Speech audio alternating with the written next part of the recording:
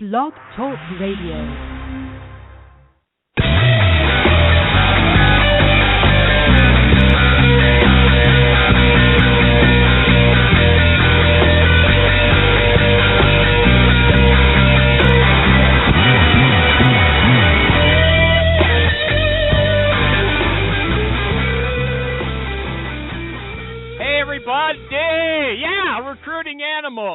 Recruiting Animal here on July 29th, 2015. And you know what? There's a huge issue in recruiting that has been brewing for quite a while already, and that's how to write a first contact email. We've been talking about it, but I just didn't realize how huge it is. And here's why it's a big deal. It looks like, everybody says, people aren't answering their phones anymore, and they don't like voicemail. Voicemail is out.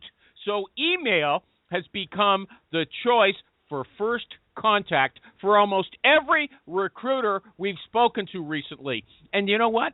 That's the big issue, email. There's a big divide over how to approach the candidate on email. Some people say, send a short note. Get right to the point, 3 lines maximum. You say something like this: Hi, I'm a recruiter. I'm working on this job right now. Would you like to have a chat with me? Now, there's another school. Other people tell you to do a lot of research on the person before you send her something. Study her company. Look at what she does on social media.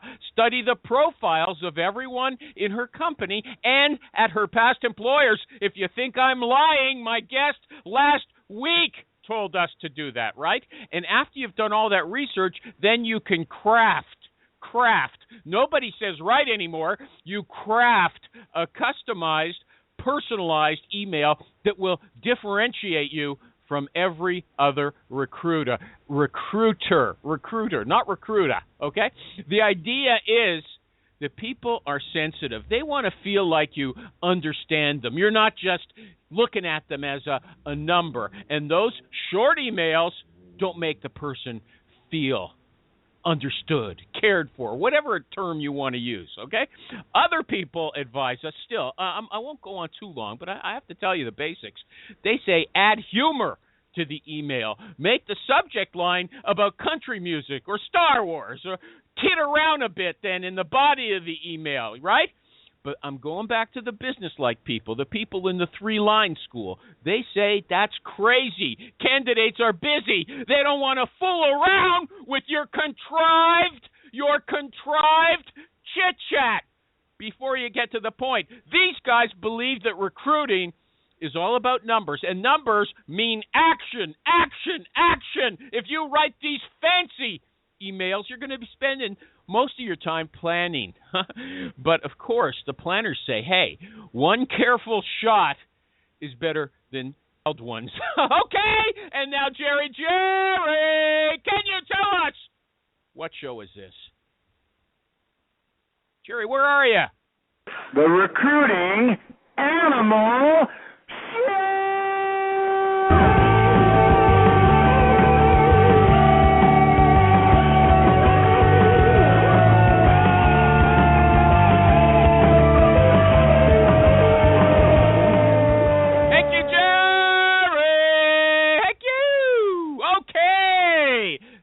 We've got a guest, I don't know. His name is Aaron Rector. Aaron Rector. I can imagine that caused him some problems when he was in elementary school, that name, Rector. Anyway. All the way through college.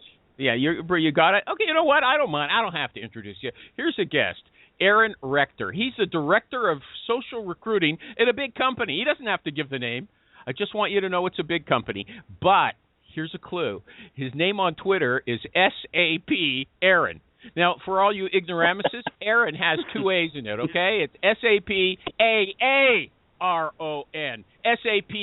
SAPAARON, okay? This morning, he sent me a note, and it read, I'm not now and have never been a recruiter. And that made me feel good. I know I've got someone who doesn't know anything about in-the-trenches recruiting on the show. Aaron, welcome. Is there anything else you want to add to that introduction?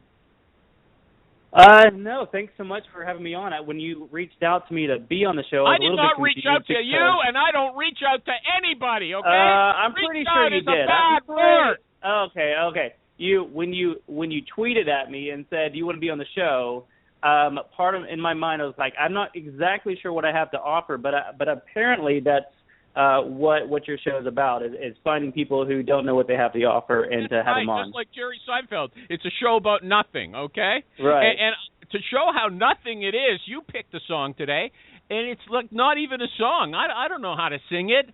It's called Ice Cube. It's A Good Day by Ice Cube. Is that right? Right. Yeah. Okay. Yeah. It's a rap song, so you don't know. Yeah, you have to. You know. Have you ever heard of rap music before? I have. What, the Sugar Hill Gang? Exactly. Back in the day. Wow. Yeah. Well, this song this you is a picked little is bit already. older song. Your song you picked is not on the. There's guys talking about his beeper on the video. It's an old song. Okay, that's why I don't know it, because you're behind the times and I'm a with it guy. Okay, so I have the lyrics here, but there's no melody or even a beat. You lead, I'll follow. Okay. Wait. There is a beat though. You can just lay down a beatbox beat. Can you not do that? Don't wreck the show. Just do it, okay? Okay, here we go. Just waking up in the morning, gotta thank God. Thank God. I don't know, but kind of odd. No barking from the dog. No smog. And Mama cooked the breakfast with no hog. Got the grub on, but didn't pig out. Finally got a call from a girl I want to dig out. Hooked it up for later as I hit the door, thinking, well, I live another 24. I gotta go, cause I got me a drop top, and if I hit the switch, I can make the ass drop. Had to stop at a red light, looking at a mirror, not a dagger in sight. And everything was all right. All right. Hold on. Don't read the next all line. Night. All the homies and I'm asking y'all, what the fuck? I edited it for the show.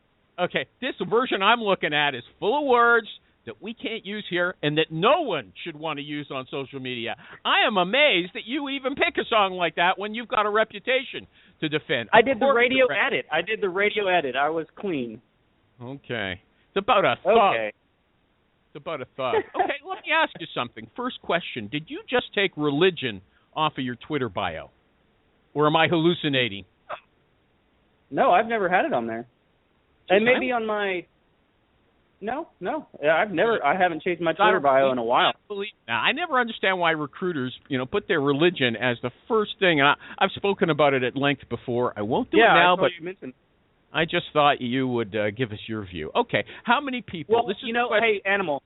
What? So I will say, on my LinkedIn, I get asked that a lot because I actually went to a Christian university in West Texas. So I do get asked that, and people see it on my LinkedIn. Oh, you went to Abilene Christian University. So I think it's a fair point, but no, I wouldn't. I don't put that on my Twitter bio. I'm not going to look at I don't care what university you went to. Okay, it's not an issue for me. Don't try to make me look bad. Okay. How many people did your company recruit from Twitter last year? That's what Alejandro made sure was the first question I asked you. Okay. He primed me for that. Your company. How many people did your company recruit from Twitter last year? I would say under 10. And out of how many total recruits? I think we had somewhere around 1,500. Okay. Maybe more? That's 10 hires or 10 recruits, okay? Like how many people got into the funnel from Twitter, just to be specific? Oh, from the funnel? Yeah. So 10 hires, I would say, into the funnel. Around 400 to 500. You're kidding. No. 400 to 500 from Twitter? And there's two questions there. A, how'd you get so many people to apply through Twitter or interested through Twitter? Number two, how come most of them were so bad? I mean, 10 got hired out of 500? Really? Yeah. So you're asking the quality versus quantity, I guess, aspect of it. The way we can at least track it is we use a tool that when we tag our content on Twitter or on any social media, we can actually track it through to see how many people at least get into the system and start and apply. That doesn't necessarily mean they finish the apply. What's the tool? Don't say, I've got a tool and I'm not going to name it. If you talk about something here, give us the information. Okay. Well, I don't want to sound like I'm pandering because it's a tool it's a SuccessFactors recruitment marketing tool. Okay, so you guys make it, right? That's your company, Correct. SuccessFactors. Correct. But there's something in SuccessFactors that is useful for people who are recruiting on Twitter. Is that what you're telling us? I am, yeah. Okay. You can track your Twitter recruits or sourcing from Twitter on the SuccessFactors tool. If people want to look at it, where would they go? SuccessFactors products, search recruitment marketing. That's the name of the tool. Okay. And so you got like 500, let's say. What kind of positions are we talking about there? A lot of them are development and sales roles. That's most of what we are hiring for. It's a lot of the emphasis that we place is on those development roles and sales roles. Development like programmers, you mean? Correct. Yeah. Okay. Why no other people on Twitter, or are those just the kind of people you work with, or you're not recruiting a wide range of people? No, we feature all of our jobs, or as many jobs as we can. But that, I would say, the bread and butter, the majority of the recruits, I think that's what you asked, is what's the majority, and those would be it. But we feature all of our jobs. Now, Oracle, one of your friends used to work there. They have a paper online that says that you get a higher quality of recruit from social media because you get the early adapters, the intellectual types, the curious people. They're on social media. But you're telling us out of 500 applicants, you hired 10. So really, I'd say you're not getting the best people applying through Twitter. Am I right about that? You're probably, yes, you're right about that. I think for the time being, I think part of it is looking at where are people going in terms of where they're looking for jobs, how passive candidates are receiving jobs, and I think it's unknown, right? There's a lot of people making claims. I am not going to come on the show and make claims, or if anything, I'm going to undersell and say that there's a lot of things that we've been doing that don't work, that aren't working, that we've tried and have failed. And recruiting on Twitter is one of them. You really either it's no good or you don't know how to do it. That's what you're telling us. Is it true? I think, yeah. I mean, I think there's room to grow in it. I think that it could be viable. Okay. I got to tell you, there's a rule on this show. If you can say something in 10 words, don't use 100. Okay? I got an audience. I don't like to bore anybody. Does anybody else want to ask him a question about Twitter? Anybody? The lines are open. Okay, I'll open a few more. Maybe those are the Twitter guys. Anybody want to talk to him about Twitter before I move on? Okay, no. How many did you recruit from Facebook last year? From Facebook, probably. How many sourced? How many recruited? What kind of people? I think the funnel that we had, the candidates that we drove into our recruitment marketing tool, was around the same number. I would say maybe. You know what? I heard you gave a good presentation at a conference recently. I'm sure you didn't talk in a monotone. Don't do it here, okay? Modulate your voice a little so we have some interest in hearing what you have to say, okay? And some idiot, I opened up the mics just now. Oh, 2 people left. One of the jerks who called in is making noise in the background. I got it. Area code 415. Okay, sorry. Facebook, how many sourced? How many entered the funnel? Animal. Well, this is my voice modulating, and I you're think doing a we better had job. around 600 to 700, and we had those people go into the pipeline. But again, like I said, and I said in the email I sent you, that it's not been a big point of hire. I think we also had around, I would say, even more like 5.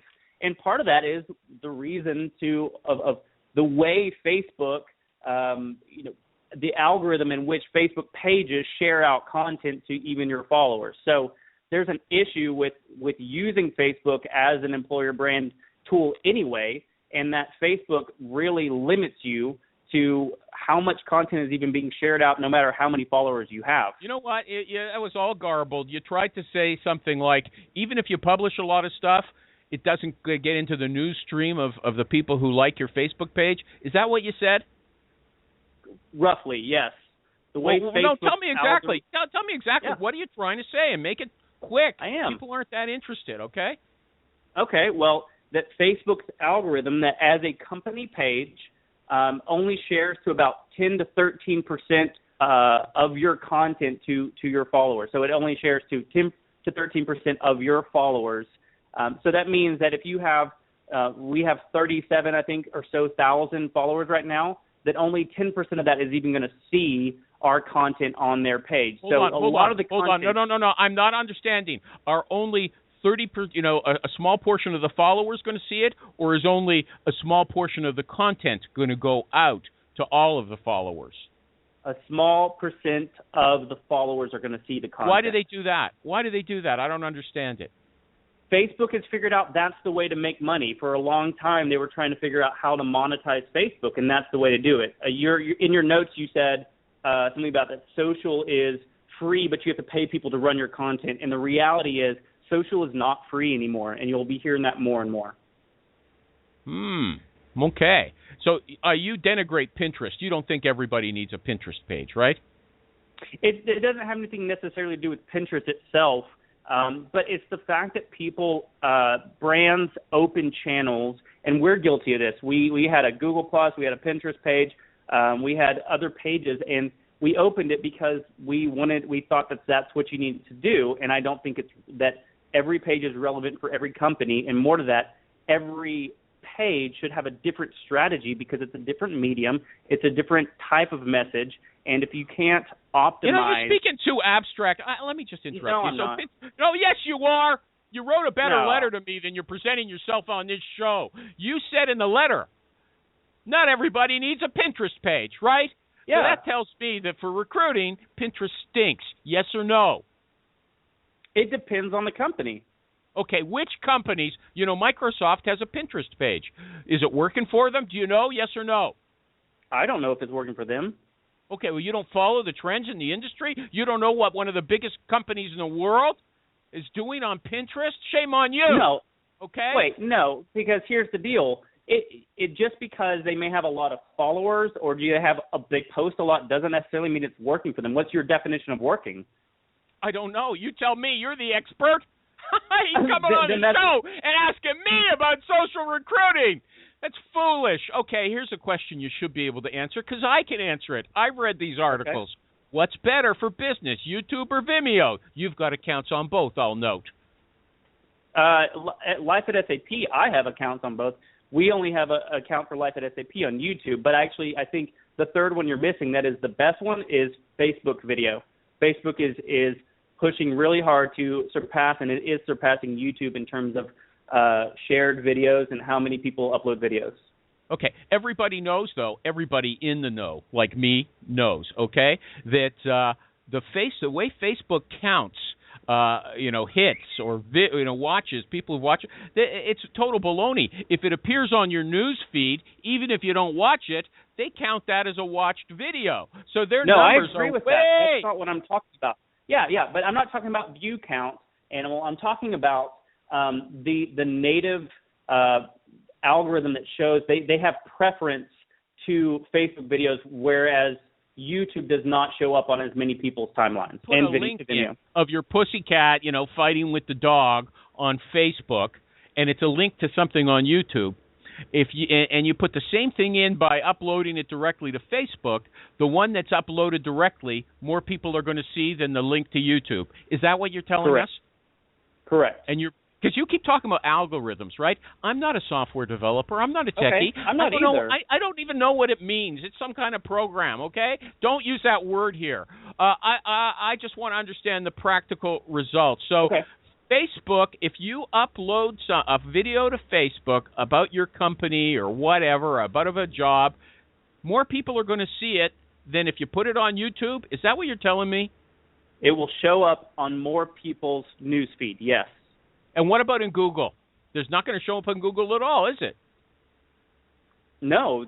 So it's a good, for SEO strategy, it is good to put it on both, to have a YouTube channel. And I don't think Vimeo is Vimeo is more for artistic, creative.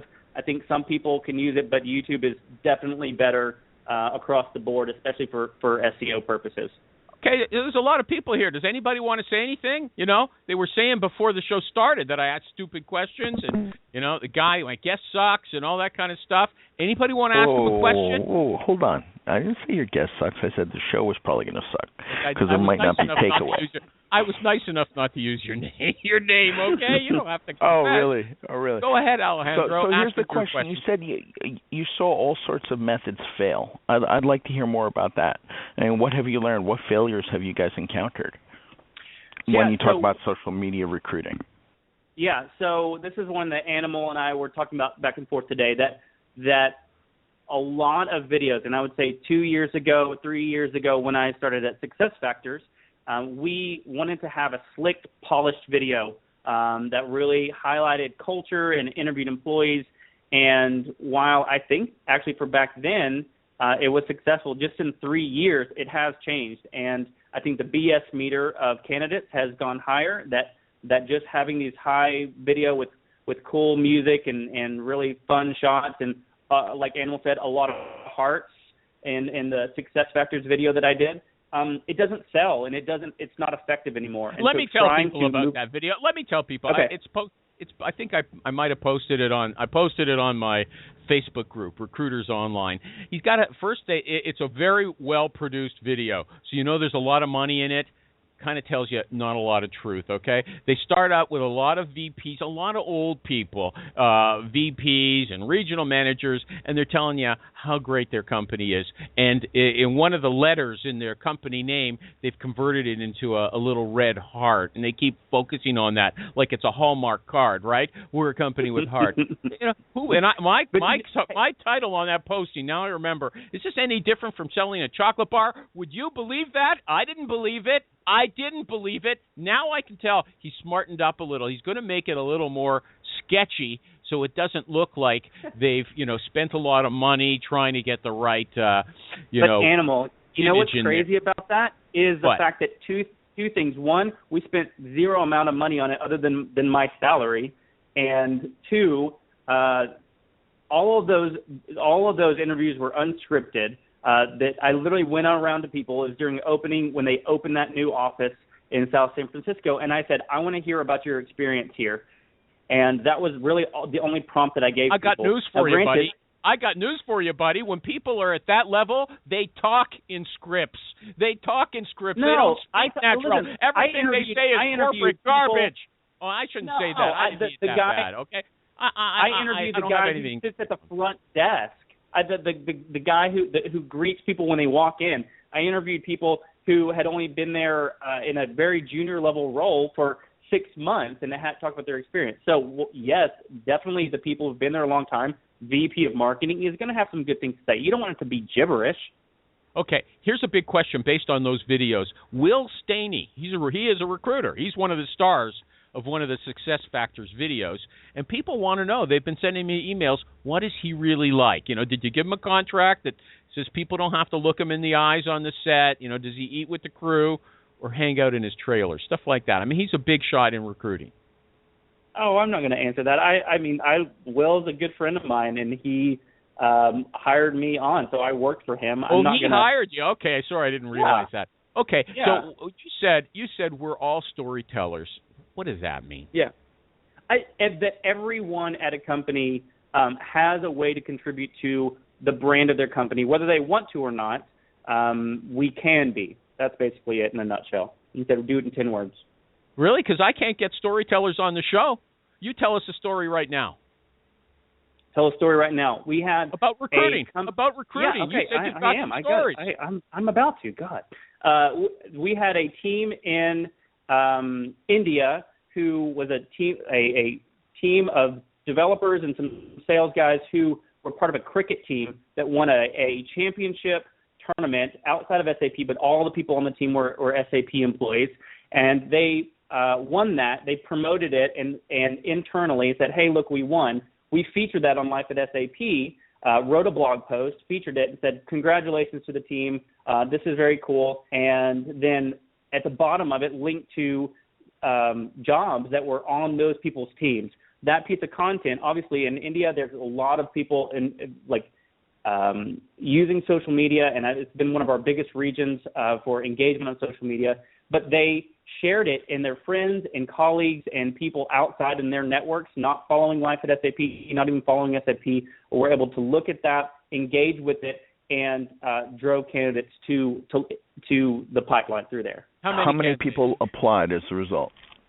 That was 2 years ago. If I remember, it was probably around the idea of maybe 20, 30 people, but that was not something we had to invest any money in other than just creating a blog post. How did you find out about it?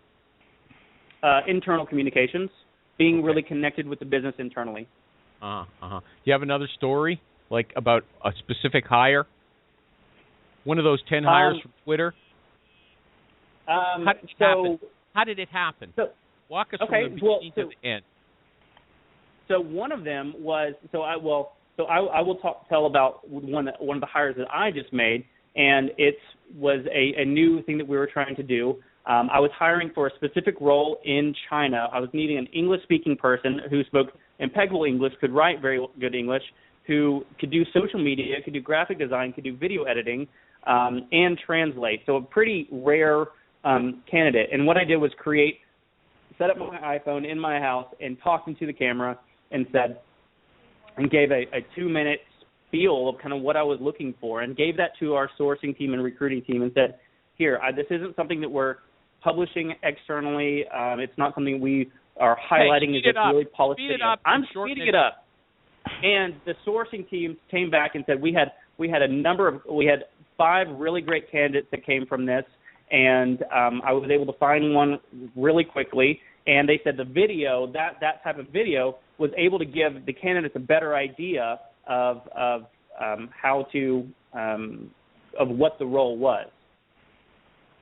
Okay, you're not a recruiter, right?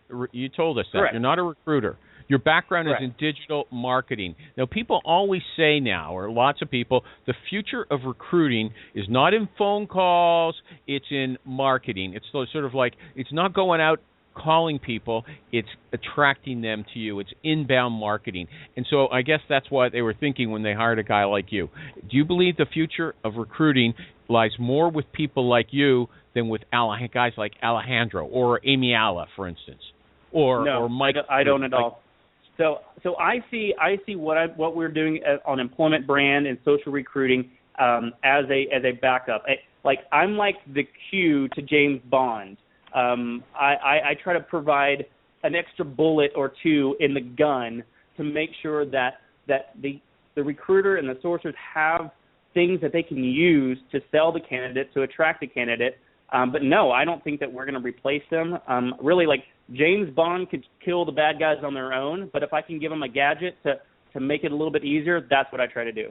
You know what? I like what you said. I think you're right. I think you've got guts. There's a lot of blowhards on social media now saying inbound marketing. Don't recruit old style. Inbound marketing is it. Social media is it. Now you're saying you gave yourself a role that everybody can understand. You're the guy who helps recruiters. Okay? You're not taking their jobs. Anybody else want to comment on that? Wasn't that good? Yes, it was. Okay. Anything else that I'm missing so far that you'd love to talk about? Twitter cards? You want to talk about Twitter cards? I don't get it. Yeah. Okay, I'll tell you something else about Twitter. Yeah. Let me say something else first about Twitter, okay? They keep saying that if you put up a picture, it gets way more retweets and attention than just tweets. I don't think so. I don't want to see people's stupid pictures cluttering up my page. Go ahead. The data would say otherwise. The data would say you're wrong. Okay, well, I disagree. I mean, you tell me about video. How can you disagree when you see the well, you know what? Maybe because I'm an audience of of one. Maybe I'm more sophisticated than the other morons who are on Twitter. That's and probably they like true, pictures. Animal. Okay. That you know what? No one said otherwise. You are the highest and most sophisticated person on Twitter. So I got to tell you, it's true. Yeah, that's true. not going to work for you. Okay, but what about the cards? Do you use them, the video cards? I mean, the Twitter cards? Yeah, so we use a tool called Social Job Sharing from Work for Labs, and it's something that we have recruiters, hiring managers, and just even normal employees sign up for, where they can automatically post jobs on Facebook, Twitter, LinkedIn. They can set it to specific job recs. They can set to job type, location, how often they want it to post. Are you answering the question? Okay, that's what they are. Tools. you told us one of your tools. It's from Work for Labs. What's it called again? Social job sharing. Okay, but I asked you about the Twitter cards. What about the Twitter card? That's what they are. That's what they are. What's in the Twitter card? The Twitter card, by the way, for people who don't know, is a picture divided into 4 sections, and it goes underneath the tweet. Is that right? Is that a fair description? I don't. Either we're talking about different things. What I thought Twitter cards it has a picture and it has the job title and a little bit of description where you can click on it and it takes you to that job. That's what when I say Twitter cards, that's what it is. It's an image that takes you highlights the job and takes you to it. It's an image. It doesn't have to be job related. Okay, but so what goes in the image that you put on your Twitter cards? Right now it cycles through a number of different images that we preset that says SAP is hiring. Soon they're going to be able to roll it out where you can have images that say SAP is hiring in either a location or hiring in a job function or both, and you can specify that, but they don't have that. And have you tested A/B testing? A/B testing, for people who don't know, is when you have example A and example B, and you run them both, and you see which versions of your ad get the best response. So have you A/B tested, using the images and not using the images? Nope, I haven't. And that's something we're trying this out. I would say it's kind of we only have about 100 people using it right now in sort of a beta testing, but we've seen really good results. I also know there's a really large multinational company that you would know who it is, but that they use it and use it very well. They have it where employees can sign up for it on their career site, and the amount of candidates and traffic that it drives is pretty impressive. Okay. Now, you are working with a huge – Will Staney just commented on you on Twitter, by the way. Maybe you know.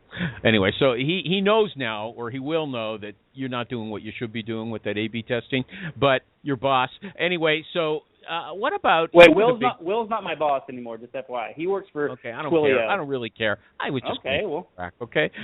But what about this?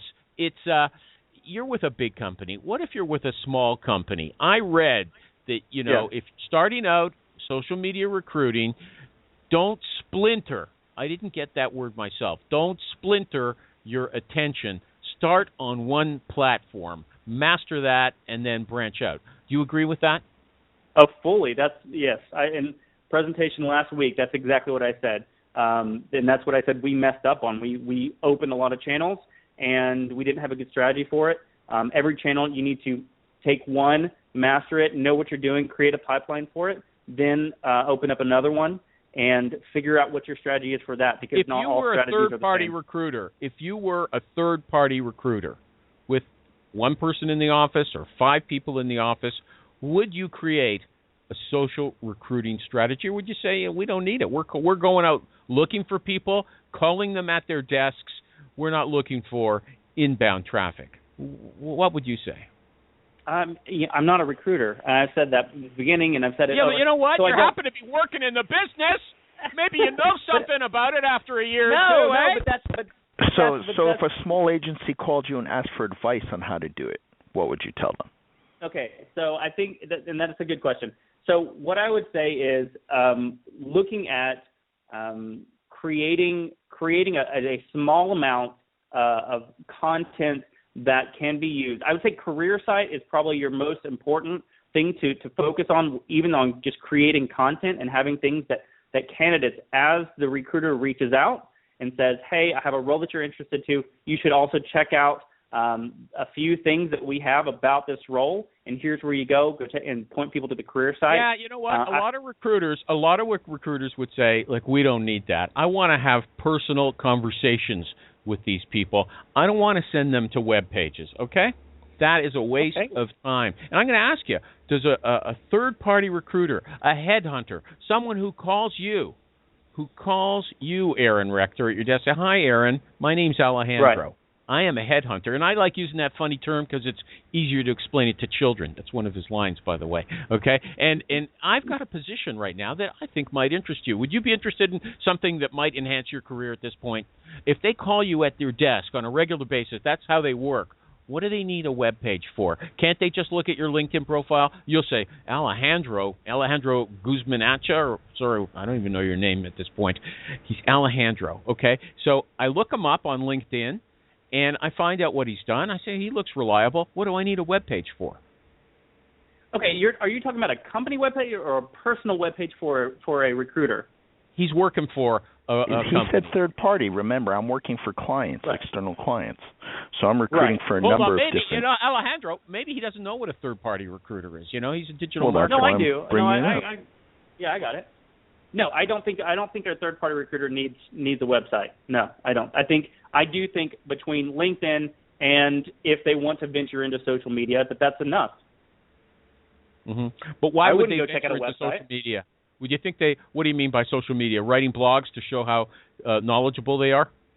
So I would say that writing blogs, having exposure on social media, first of all, is how I got my first job at SuccessFactors, was being connected to the right people. So I think it is important to be there. Can you tell us that story? That's a story. Yeah. That's a story. Yeah. Go ahead, tell it. Okay, so Will Staney was working for VMware at the time, and I ended up interviewing for a role with him at VMware, and it was more for like a blogging role. I didn't want to blog. That wasn't my thing. I did content, I did video, I did graphic design, and that was it. So it didn't work out, but I stayed in touch with him and started following the industry. And he said, technology, there's a lot of people looking for content developers content producers in technology. Start following people. So I started following people, and then by chance, 6 months later, we moved down to Austin, where there was a lot of companies starting up. I moved down there without a job, and Will Staney tweeted out he had moved over to SuccessFactors and said, looking for a content producer. I said, stop looking, I'm your guy. 2 days later, we had a cupcake and coffee at a place called Cappuccino, yeah. And he offered me the job. So yeah, you know what? I got to tell you know what? There's a wrinkle in that story. You went to interview with the guy. He knew all about you already. Just by following him, you found out, what it happened to find out when he needed somebody. I thought you were on social media and someone recruited you from social media. That's not what happened here, okay? Isn't that what recruiters do? Recruiters develop relationships with people, and so then when a role opens up that fits them, they already have prior knowledge of that person, and then reach out and then say, that role is a good fit for you. Am I wrong? Boom. Somebody else want to talk? Anybody else? No? How come? Hey, Aaron. Hey, it's Blake. Hey, Blake. Hey, did you find a good CrossFit gym in Seattle yet? Hey, you know what? This isn't Jerry's show, Blake. I don't want you talking about beer or the Muskrat Pond or whatever. If you got a question about recruiting, go ahead. And I have to tell you, Blake he contacted me before the show, and he said he was going to shoot me if I wasn't nice to you because you're a nice guy. Blake's a good friend. Okay. Do you have a question for him about recruiting, Blake? You've been on both sides of He's corporate not a recruiting. recruiter, so. Okay. Well, he's working in the business, believe it or not. Okay. Now I know we discussed it over drinks already. Yeah, okay, drinks. Okay. So Aaron thinks that a lot of recruiters are being bamboozled. The people are telling them they need stuff like Pinterest pages and stuff when they really don't. Is that true? And the reason Aaron says, he says, because a bunch of recruiters who don't know anything about digital marketing get this thrown on their plate and they screw up, essentially. They're like dumb bunnies just off the turnip truck, and there's some hustlers, oh, man, I'm going to tell you about the future, and they sell them a bunch of stuff they don't need. Is that true, Aaron? Yes, I think so. I think that it's easy for when a company says, and we're not talking about third-party recruiters, I'm talking about a company that already has some recruiters that say, we need a social media exposure. We need something, employer brand, and those are the buzzwords that are out right now. And I had a woman come up to me at a conference I was at last week and said, someone asked why, and it was for a big company, and said, why did you start your Facebook? And she goes, because my boss told me to. And this is a woman who has been a recruiter her whole life, who doesn't have any exposure in that. And so they had to start from scratch. And what you do and what's typical is you look and see, what is everyone else doing? Well, I guess I should be doing that. And I think that's something that we should really talk about and have a discussion about, because it's not always best. Okay, what is best? And what did you say? Hey, Granny. Just, I mean, what? No, I just said, and my point was that if you don't have a clear strategy and you are having a good idea of strategy? What is a clear strategy? How do you create a clear strategy? And try to be succinct. I mean, I don't want to lecture. Okay. So I want a tip. So I'll say my clear strategy is this. I want to create content that is about our employees and hopefully from our employees, that when a candidate comes and checks us out, it tries to be as real as possible, knowing that it's not going to be 100% real or authentic, but that it gives an idea of what the culture, what it is like to work there. That is the strategy. And by doing that, hopefully can help recruiters close candidates. What about a contrarian video? You interviewed people who you put offers out to, and they turned it down. And you say, why didn't you come to SAP? Now, wouldn't that really establish your credibility? I would love that. I would love to do that. I would love to make a video. That's like why people hate SAP, because it's not for everybody. And I have limits to what I can do, even if I have ideas from it. But that heads of HR don't want those videos, and I don't know whether they'd be successful or not. The companies that do that. What about you? Remember Robert Scoble? Maybe he was before your time. Do you know who he was or is? No, before my time. Sorry, buddy. He was like the social media guy from Microsoft, and what he would do was get on and review Microsoft products and say, I don't like this or this stinks. He was huge 10 years ago.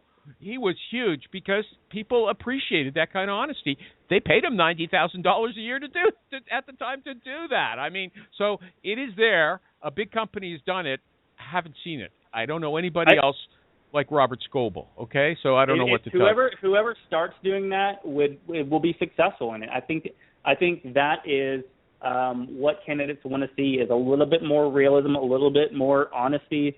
But I don't know if that's going to get signed up on higher up. Okay. SAP. Okay. I don't think this is what you wrote me. I don't think social recruiting is going to solve passive candidate recruiting. It's a blip on the radar when it comes to driving candidates. Isn't that like saying they shouldn't have hired me? No, because I think there's a bigger conversation about marketing in general. So take DICE in their billboard ads that they've done that have made national news because they have the developers wearing their boxers and trying to be sexy, play off the geek thing. So did those drive candidates? Did those drive traffic? No, but are people talking about it? Did it raise awareness of that role? Yes. Now that's been in marketing the traditional conversation forever. Why do billboards? How do you measure these things? I think there is value in creating an employer brand, but I don't think it's going to be the traffic driver to jobs that people think and some people are saying will. Okay. Now, what's the big deal with mobile? I just read an article. It said everybody wants to apply for jobs on mobile, and only 1/3 of the companies are actually equipped for that. Why would anybody want to apply for a job on a device where the keyboard is like 2 inches wide and you're typing with your thumbs? I don't understand the demand in the first place. Well, you do understand that an iPad is considered mobile, right? So that's something that some people use as their primary device because all they're doing, and they may have a Bluetooth keyboard with it. So that's considered mobile. Our career site has shown that I think we're at 56% of our traffic now is coming from a mobile device.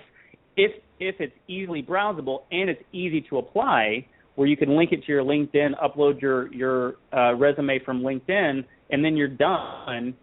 Ease of apply is a big deal, and if people are doing it from mobile, why?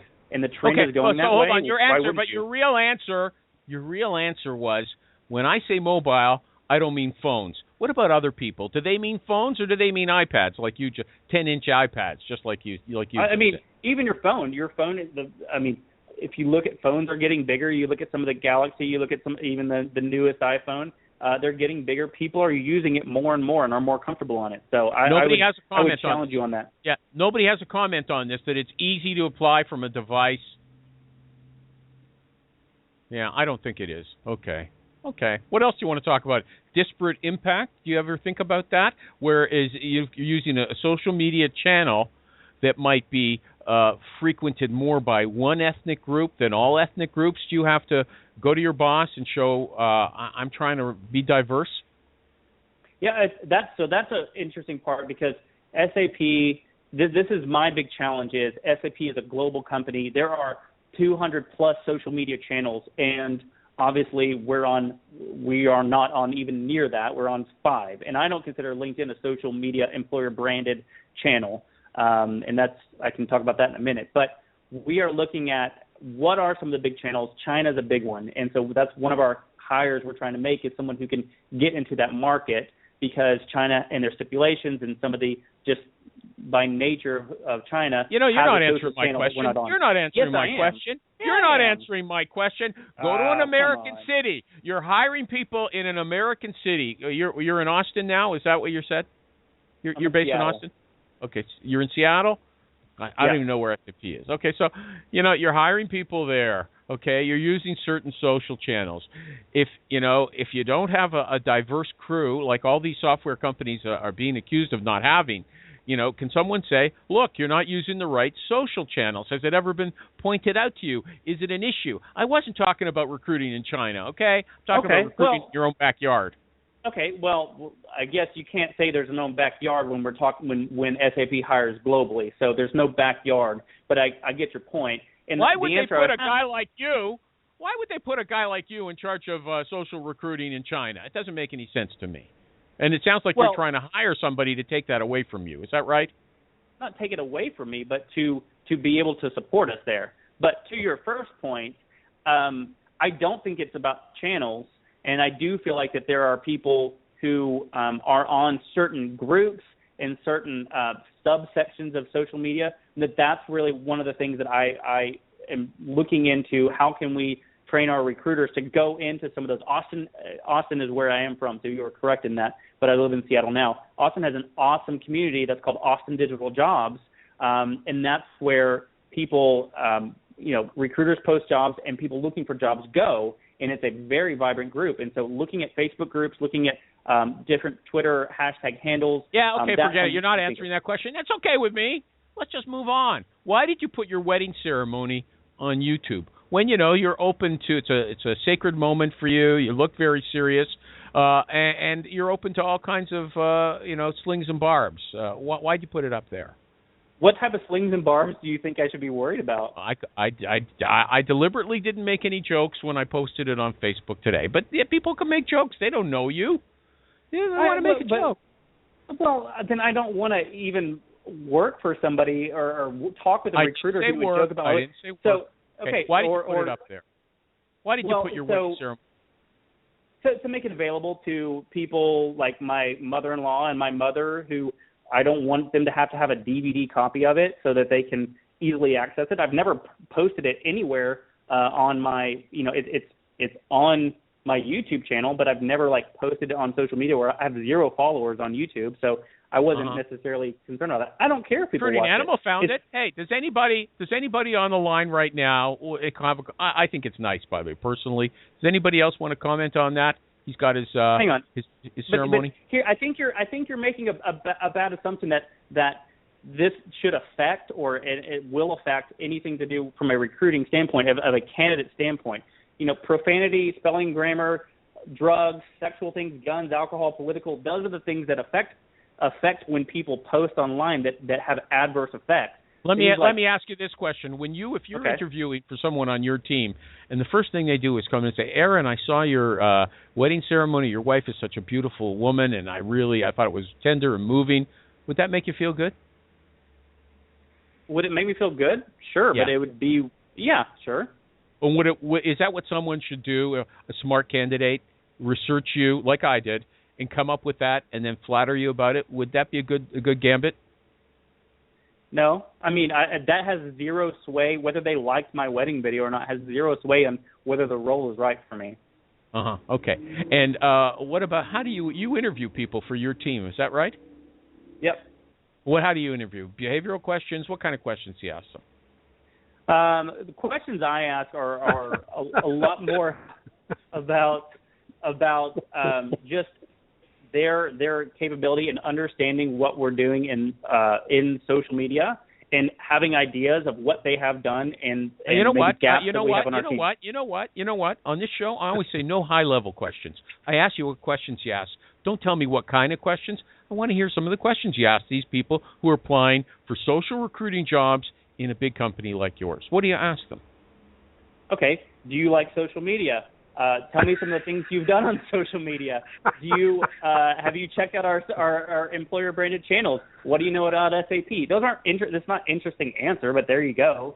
Those are. Do you have any wedding videos posted? Yeah, where are your wedding videos?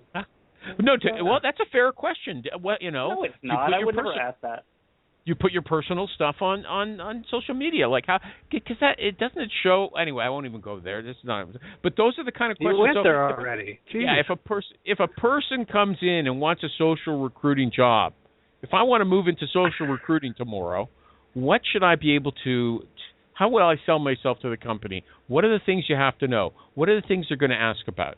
Like what kind of campaigns have you had to work on already, or that's what I'm asking you. Yeah, I think show me examples. Can you show me examples of a campaign or a project that you've worked on for a previous employer that has had a social media aspect that you feel was successful? Okay. But that being said, Animal, I don't think that you necessarily have to be a huge personal user of social media to be good at social recruiting or having a social presence from an employer brand standpoint. Why not? It seems like the most likely thing. Because I do think that people have a desire for privacy, and I respect that, and I think that I actually tend to lean that way a little bit, even though maybe some of the stuff that you've pulled up and shared from 4 or 5 years ago you may argue it, but I don't like sharing a ton of really personal things, and there are people that swing even more towards privacy and would rather not share a lot of personal stuff. That just their social media stuff is just kind of professional. Okay, you would be like that. All your stuff is just professional, just about the industry, not about you personally. Right, but what if someone if you look at their social media stream and it's kind of mouthy? Would you say I'm not hiring a guy like that because he doesn't know how to be not offend people? Like our good friend Celinda Appleby, she was interviewed just by a guy who blocked me years ago already and has never unblocked me on social media. Didn't like me. Get over that. Didn't like me. Hold on, no. If you had someone coming to you to apply for a job and you found out the person's, say how many people have blocked you on Twitter, and they say 20, 30, would you say I'm not going to hire that person? No, not necessarily, because your personal voice doesn't always reflect what you can do from a branded voice, and that wouldn't necessarily block them. It may be something I would ask about, but it's not something I'm going to immediately disqualify. Isn't that what people are worrying about? You're taking these losers like this granny who came up to you at the social media conference. She doesn't know the first thing about anything, and you say, am I going to put her on the internet with my company name? She's going to go off the rails. She might, say something stupid, and it's going to land in my face. Isn't that a big issue? Well, first of all, guys? No. First of all, I do think that's unfair to say, and that people can be trained. And this is all a new industry anyway. We're all learning this. No one knows how to do it right. No one knows how to do it well. Maybe what we need is more people who are, like we said, talking a little bit more real. So if I get another social media director on here, and I say, you know what? I had Aaron Rector on this show, and he said, you're not doing your job right. You don't know anything. You're just sort of learning. You're winging it, right? No, he'll go, who's Aaron Rector? And I don't care. And that's what I'll say to him. I'll say, look, it doesn't matter who he is, although he's a somebody. It matters about the substance. And I'll say, look, do you guys really know what you're doing, or are you winging it? And according to you, they're all winging it, right? As far as I know, I can't speak for everybody. I can speak for myself. Is there anything else we should talk? Yeah. We is that are. Celinda? It is. I agree. I mean, it's all so brand new. And yes, everybody says we're using research and all that fun stuff. But the reality is it's all about trying a little bit of this and a little bit of that before you figure out. It's not one size fits all. So yeah, but you know what? You've had about 4. I haven't known you that long, but you've had about 4 promotions since I've known you. I don't know. Linda's awesome. Yeah, okay, but obviously somebody thinks she's doing something right. How are they judging that? Are they just like the video she turns out or the Twitter cards? I mean, how do they decide? Well, if nobody knows, how do you decide that I'm going to hire her? What is it? I'm a good salesperson. It comes from recruiting. I think it's the recruiter in me. I can sell myself into a bigger role. It's also, Animal, I think it's also like taking something from nothing and having at least creating some sort of strategy, whether it's an effective strategy or not, that's to be seen. But having someone said, hey, I want to take this and I think we can do something good with this, that's, I think, more than most people do. And that's what Linda does. That's what I try to do. So I think that's important. Okay. Well, Linda, you've listened, it sounds like, and I'm starting to, run out of stimulating questions. Not that they've all been stimulating so far. What have I not asked that Aaron should be asked? He did say he gave a presentation. I don't. Did you mention anything so far today that you talked about during your recent successful presentation that Pete Radloff thought you were just wonderful for? He's just really real. So I feel that it's a breath of fresh air because I wasn't asking you anymore. I switched. I started. Oh, you're done with me. You're done with me. No, I'm not. You asked Linda. I realized. I realized that I didn't ask Aaron. Have I given you a chance to give us the content of your recent presentation, your recent successful presentation? Go. I think that talking about context within content, just posting. Having content because it goes viral or having something funny for the sake of being funny. The big thing that I talk about at SAP is we have people like, we want SAP to be fun and we want it to be sexy. And I go, that's not SAP. That's not who we are.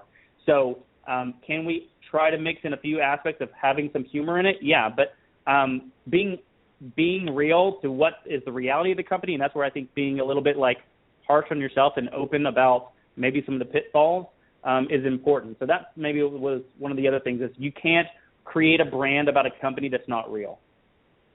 Yeah, I don't know what you just said, but it just reminded me of questions I didn't ask. But anyway, it's the end of the show. I didn't realize the time was gone. So, Linda, thank you for finally piping up, not helping me at the 12:30 mark and saying, ask him this question, ask him that. These are the good questions. You didn't do that, but I'm glad you spoke up finally anyway. Aaron Rector, nice to speak to you. Anything final that you have to say? Any message for the little people like Alejandro who might want to have a social recruiting policy? No, not really. We're all figuring it out. So anyone that tells you that they know exactly what they're doing and this is going to increase candidates and all this stuff and solve all your problems is probably lying. They're full of it. Thank you!